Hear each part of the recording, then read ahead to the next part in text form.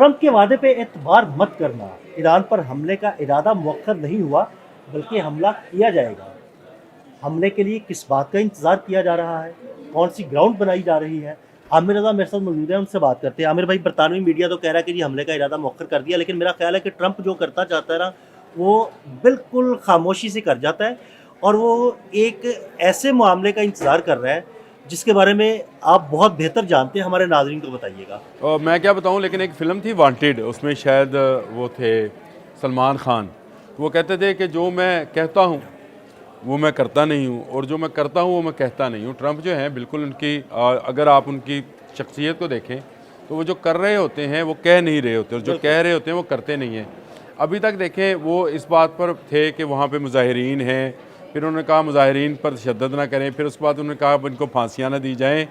लेकिन आप ज़रा तर्जमान को सुने, अगर जो वाइट हाउस की तर्जमान है कैरोलिन लोलाइट, उन्होंने जो बात कही है, उन्होंने कहा है कि ट्रंप की टेबल पर है कि वो क्या करने जा रहे हैं। उनके चंद इर्द गिर्द के चंद लोगों को शायद इस बात का इल्म हो वो ईरान के बारे में आइंदा आने वाले दिनों में क्या करने जा रहे हैं। इसका पहले से प्रेडिक्ट नहीं किया जा सकता है। आपने बिल्कुल सही कहा, एक बेतबारे शख्स हैं ट्रंप, और ये दुनिया में अमन अमन अमन नोबल इनाम के लिए करते रहे। जैसे ही नोबल इनाम की रेस ख़त्म हुई, इनको नहीं मिला, तो उसके बाद जंग जंग जंग जंग कर रहे हैं, और आजकल इनकी तस्बीह जंग है, और इसी से वो कमाएंगे भी, क्योंकि इनका असला भी बिकेगा। लेकिन जब मिडल ईस्ट में इनकार हुआ कि आपको फौजी अड्डे नहीं मिलेंगे, ना कतर का, ना कुवैत का, ना इराक़ का, ना सऊदी अरब का, ईरान के ख़िलाफ़, तो उनकी स्ट्रेटजी अचानक से तब्दील हुई। ये तब्दीली ऑफ स्ट्रेटजी जो है ये नज़र आई। अब बरतानवी मीडिया जो कल तक ये बात कह रहा था कि 24 घंटे अहम हैं और 24 घंटे में हमला हो सकता है, अचानक उसने इस तरह के इशारे क्यों दिए कि ये जो मामलात हैं इसमें शायद जंग ना हो, लेकिन जंग होना है। उसकी वजह यह है कि अमेरिका के पास कोई फ़ौजी अड्डा अगर ईरान के ख़िलाफ़ इस्तेमाल नहीं हो सकता है, तो वो अपना एक बड़ा फ़ौजी अड्डा जो है उठाकर ईरान ला रहा है। यानी उसने खलीज फारस में समुद्री फ़ौजी अड्डा जो है वो लेके आ रहा है अब्राहम लिंकन के नाम से। देखें, उसके पास 5वां बहरी बेड़ा ऑलरेडी इस जगह पर मौजूद है। इसका मतलब है उसको दो तरफ़ा जंग के लिए या दो तरफ़ा हमलों के लिए एक और मज़ीद अड्डा चाहिए था, जो उसको इराक़ से मिल सकता था, कुवैत से, कतर से, सऊदी अरब से। लेकिन जब इन तमाम ममालिक से जब इनकार हुआ, तो उसने ये ज़रूरी समझा कि उसको एक के बाद दूसरे अड्डे की हिफाजत के लिए ख़ुद भी कोई चीज़ को जो है उसको लाना चाहिए। तो अब्राहम लिंकन को नॉर्थ चाइनीज़ सी से उसने मुंतकिल करना शुरू किया। ये वो वक्फ़ा है जिसको ये इशारे कहे जा रहे हैं कि शायद अमेरिका जो है इस जंग को टाल रहा है और अब ये जंग नहीं होगी। हालांकि ये गलत है। वो इंतज़ार कर रहा है कि अब्राहम लिंकन अपनी जगह पर पहुंच जाए, उसके जो मरीज़ कतर से निकले हैं उनको उस पर इंस्टॉल कर दिया जाए, सिस्टम्स जो हैं उसको इंटीग्रेटेड कर लिया जाए उस कंट्रोल रूम के साथ, जो कि कंट्रोल रूम उसने अल हदीद एयर बेस के अंदर बना लिया है।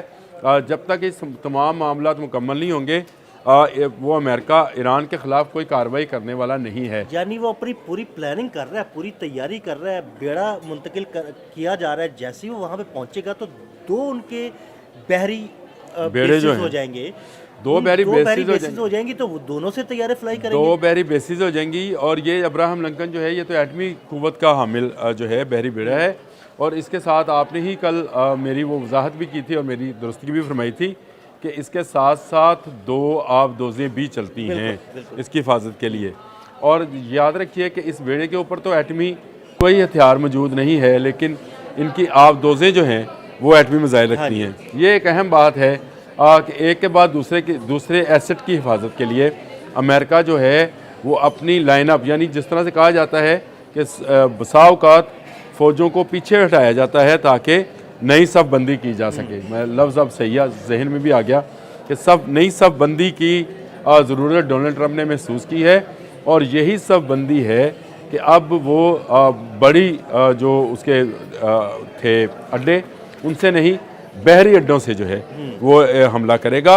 और ये हमला बड़े महदूद पैमाने पर होगा। मैंने शायद कल भी इसका जिक्र किया था कि ये बंदरगाहों तक महदूद होगा, ताकि बंदरगाहों को ब्लॉक किया जाए, वहाँ पर ना किसी दूसरे मुल्क का बहरी बेड़ा जो है या बहरी जहाज़ जो है वो जा पाए, और ना वहाँ से कोई सामान जो है लेकर ईरानी बहरी जहाज़ जो है निकल पाएँ। यानी ये रास्ता मुकम्मल तौर पर अमेरिका के कंट्रोल में आ जाएगा। यानी ईरान का मुआशी रास्ता बंद कर दिया जाएगा। देखिए, ईरान का मुआशी रास्ता बंद करना ही जो है ज़रूरी, उसके ख्याल में ज़रूरी है, क्योंकि जंग की सूरत में उसको भी नुकसान जो है हो सकता है। बैलिस्टिक मिसाइल जो हैं और हाइपरसोनिक बैलिस्टिक मिसाइल ये भी ईरान के पास मौजूद हैं, और उसके ऊपर रशिया की मदद भी आ पहुंची है। जो मिसाइल्स की सूरत में मैंने आपको बताया था कि 5 जो जहाज़ उतरे हैं उनमें क्या है, तो वो भी सामने आ गया है कि वो क्या है।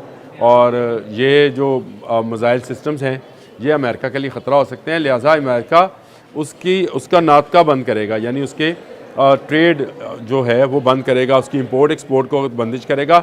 इससे होगा क्या, इस वक्त भी अगर आप जहन में रखें तो $1 के बदले 10,000 रियाल हैं ईरानी, और ये तुमन का अंदाज़ा कराया जाए तो 1,40,000 से ऊपर बनते हैं। तो मुझे सिर्फ ये बताएं कि अगर ये नातका बंद होता है तो ईरान में महंगाई की शरह कहाँ तक जाएगी। ये जो कहा जा रहा था कि इमदाद पहुँचेगी, रोका जा रहा है कि आप इनको फांसियाँ नहीं देंगे, यानी सख्त सज़ाएँ नहीं देंगे, और अक़वाम मुत्तहिदा ने भी ये मुतालबा कर दिया है।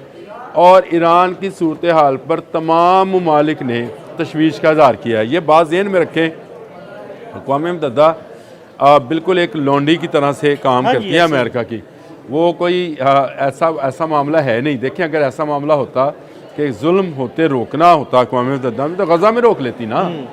गज़ा में नहीं रोका। अगर जुल्म रोकना ही अक़वाम मुत्तहिदा का मकसद होता तो कश्मीर में रोक लेती, जहाँ भारत जो है आए रोज़ मुजालम करता है, 7.5 लाख फ़ौज मौजूद है उसकी वहाँ पर, वो वहाँ पर रोक लेते। तो लिहाजा अक़वाम मुत्तहिदा जुल्म होता देखने के लिए बनाएगी एक तंजीम है, और अगर ये अमेरिका कर रहा हो तो ये अपना देखती भी नहीं है, आंखें बंद कर लेती है। तो ऐसी तंजीम का मेरा ख्याल है कोई फ़ायदा नहीं है। हाँ, ये है कि कल के इजलास में कुछ गर्म चीज़ें निकल कर आई हैं, वो अलग एक इसका हिस्सा है, बनता है जी उसका अलग से, कि वहाँ पर किस मुल्क ने क्या कहा, पाकिस्तान की क्या स्ट्रेटजी है, चाइना, रूस और बाकी ममालिक, यूरोपियन ममालिक का क्या कहना है, ये अलग है। लेकिन ये कहना कि अमेरिका रुक गया है, अमेरिका बिल्कुल पेशकदमी कर रहा है। अब्राहम लिंकन को जब से चलाया गया है उसको खलीज फारस में लाया जा रहा है, इसमें हाँ ज़रा डिले हो सकता है 2-1 रोज़ का, क्योंकि अगर उसको तमाम फ़ौजी अड्डे मैसर रहते तो शायद ये 1 रात की बात थी, या इससे ज़्यादा। सिर्फ उसने बंदरगाहों को निशाना बनाना था ताकि वहाँ से ट्रेड ना आ जा सके, बाकी उसने उस मुल्क पर हमला नहीं करना, क्योंकि इससे अमेरिका की सोच जो नज़र आती है कि जो आवाम के अंदर गवर्नमेंट के ख़िलाफ़ एग्रेशन है, वो एग्रेशन जो है वो मुंतकिल हो जाना था अमेरिका की तरफ। तो ये अमेरिका के लिए नुकसान देता। अमेरिका वहाँ पर रजीम चेंज चाहता है, वो ईरानियों को नया सिस्टम या नया हुक्मरान जो है देना चाहता है, मौजूदा सिस्टम मौजूदा हुक्मरानों को यहाँ से निकालना चाहता है। तो उसके लिए ज़रूरी है कि वो ट्रेड बंद करे। तो इसीलिए 5वें बहरी बेड़े के होने के साथ साथ उसने अब अब्राहम लिंकन को जो है वो ईरान की तरफ भेज दिया, यानी खलीज फारस की तरफ भेज दिया है। तो ये वो मामला है जिसको लेकर दुनिया शायद ये समझ रही है कि अब जंग नहीं होगी। देखिए, डोनाल्ड ट्रंप के दांत दिखाने के और खाने के, ऐसे ही बिल्कुल ट्रंप जो है वो जो बात करते हैं उससे बिल्कुल उलट कर रहे होते हैं और सोच रहे होते हैं। उनकी सोच इस वक्त जंग पर मुश्तमिल है। वो वेनेजुएला के बाद ज़्यादा शेर हो गए हैं, उन्होंने एक छोटा शिकार किया है, अब बड़े शिकार की तरफ वो अपने पंजे बढ़ा रहे हैं, और उसके लिए वो तवक्कुफ़ करते हैं। जिस तरह से अगर आपने शिकारी जानवर देखे हों तो वो 2-1 स्टेप पीछे हटकर फिर जंप लगाने के लिए पहले 2 स्टेप पीछे आते हैं, फिर उसके बाद छलांग। तो ये शायद ये उनको मुश्किल में पड़े ईरान, लेकिन इसके बावजूद वो ट्राई ज़रूर करेगा ईरान के मुआशी तौर पर कमज़ोर करने की, ईरान के अंदर से इनकलाब लाने की और ईरान में रजीम चेंज करने की। बहुत शुक्रिया आमिर रज़ा जी। बिल्कुल, आमिर रज़ा ने बड़ी तफसील के साथ इस सारे मामले पर रोशनी डाली। अदील अहमद और आमिर रज़ा को इजाज़त दीजिएगा। अल्लाह हाफ़िज़।